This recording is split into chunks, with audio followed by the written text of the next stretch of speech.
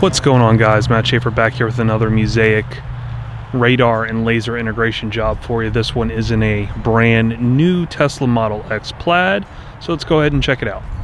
Since you know we always do the stealth integration jobs, the goal for these is that you can't really detect with the naked eye exactly where the sensors are located. Obviously, we know that the laser shifters or laser sensors are generally mounted on the bumper in somewhat of an opening where you can physically see the sensor. So, you know, most people with their brand new car, they don't want just aftermarket pieces being shown on the outside, let alone something like a laser sensor that obviously in some states is illegal. Most states this equipment is perfectly legal, but obviously there are a few states out there like Virginia in which it is illegal to run laser shifters. So our goal is to always interface this equipment and make it look 100% factory. We use AO priority for the front and rear laser shifters. In the front there are 4 total sensors. We have 2 RX and 2 TX, and I'll just go around the front of the car just to see if you can spot anything that is obvious on the front. So most people would probably double side stick them in here or up here in the grill. So what we did and created was this new front grill opening. So all of this was designed in CAD, made out of different layers of acrylic, IR acrylic behind, or I should say in front of each sensor.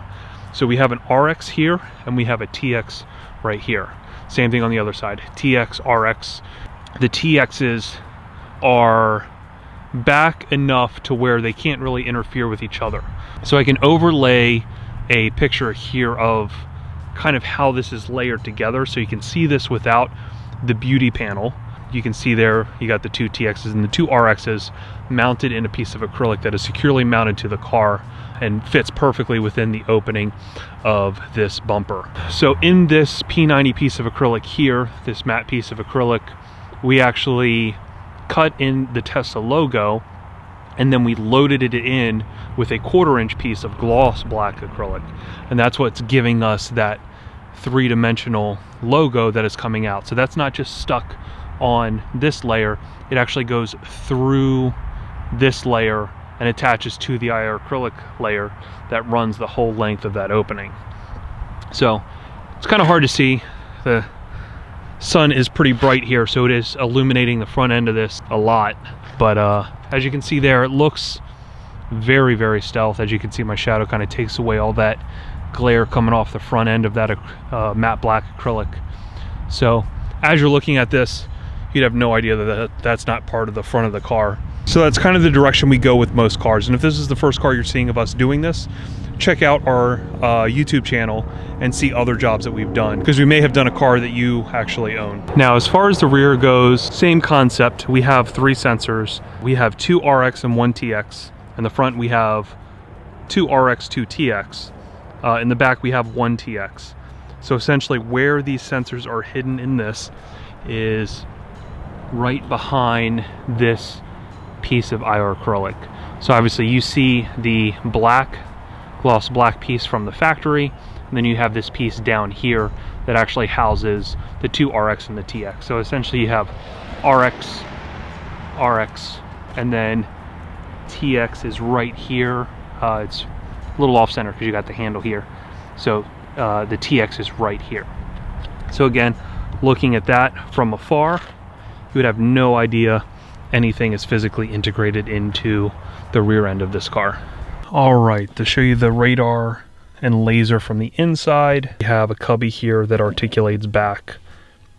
We have the AO priority control that is mounted in this pocket. And then of course we have our Valentine for radar, which is mounted right up there at the headliner, as high as it can go. So our warning alerts are going to come through here, also can be Bluetooth connected directly to our cell phone. So you see that light is yellow right now, we're not moving. It is not in defense mode. The second we go over 18 miles an hour, that LED will turn blue, letting us know that the system is defending.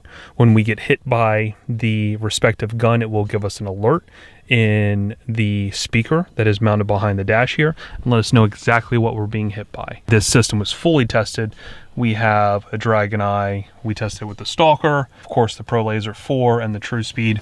So this was tested against all of these guns here by us, and we were able to physically shoot the car over a long distance. And when we test it, we basically jam to the gun, which you shouldn't do when you are actively using the system in a normal scenario. We have it in unlimited jamming mode, and as we do that, we did not get one punch through on any one of the guns from the front or behind, which is very impressive considering the limitations that the car has of where we can physically put sensors, because some cars are going to be less advantageous for a perfect install based on the openings that you physically have to work with within the car.